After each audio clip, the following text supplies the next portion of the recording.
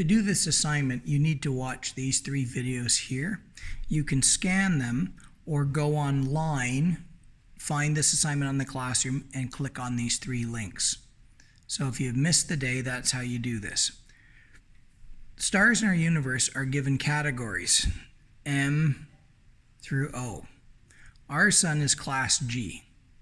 What we want to look at is if we ever explore the universe, we're probably going to need to find other class G stars to look at. So I want you to create a histogram showing the frequency or what occurrence of the different stars are.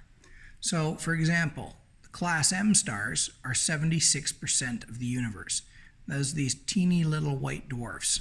So we're going to make a 76% graph here. Now 70, there's 80. So 76 is going to be right in between. In fact, if you wanted to be super crazy accurate about it, you could measure that these cells are literally 10 millimeters high. So 76 would be right there. Please don't make histograms by shading the columns all crazy like this. Neatness counts. You got to take pride in your own work, and you want to make an attempt to be neat. So what I do to stay in between the lines, if I have the shakes or anything, I just color in the top and bottom. And then I use a ruler to guide here.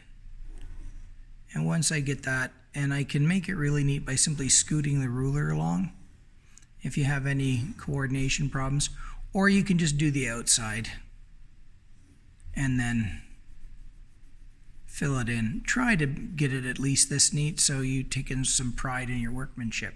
So then we go, the next star is class K. You can switch color or you can stay in one color. I don't really care. So again, if I want to make 12, that's 10, so 12 is right there. There's literally 1 millimeter almost perfectly, so you can use that to get an accurate height for your bar. And again, freehand is fine, but if you do have trouble, then use the ruler. If your coordination sometimes lets you do messy work, and I can just go like that. And I got myself a nice little bar, okay? After this, we start running into trouble. Class G is 7%.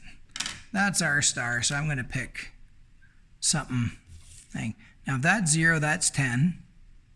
7 is in between.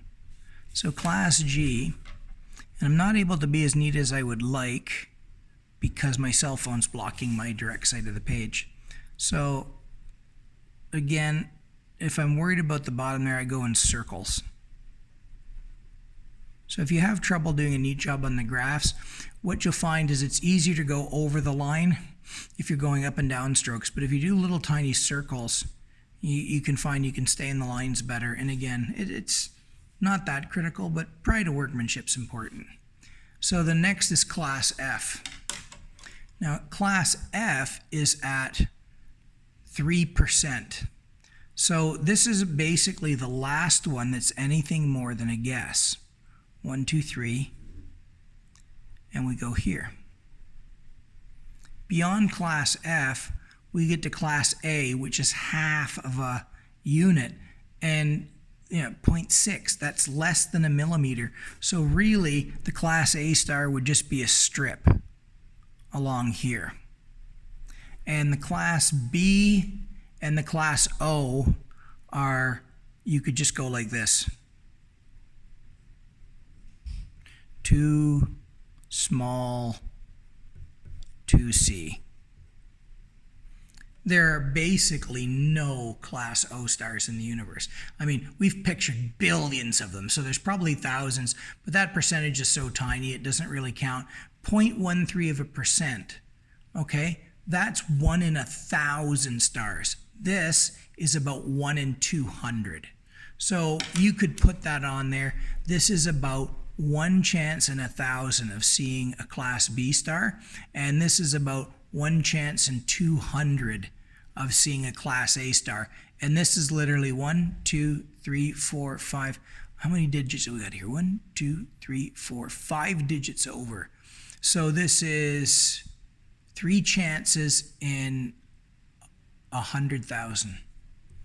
Okay, so this would be like finding 6 people in Brampton that had a particular type of freckle. Okay, so there's very few.